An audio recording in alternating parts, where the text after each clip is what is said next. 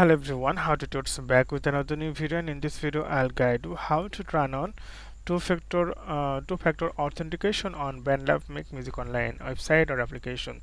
So you can see this is the website of BandLab Make Music Online. So what you need to do, you need to click on your profile and then click the settings option and then click the security and turn on two-factor authentication. So you have to give your password here. So I'm just giving password and click the next.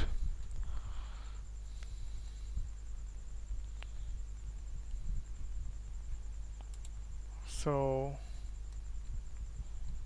email address and password, okay, turn on.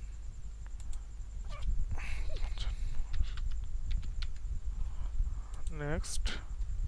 So it takes time, and after that you have to turn on your you just need it. So this way you can turn on your two-factor authentication on BandLab Music Online. So okay friend, today's no man, see you in the next video.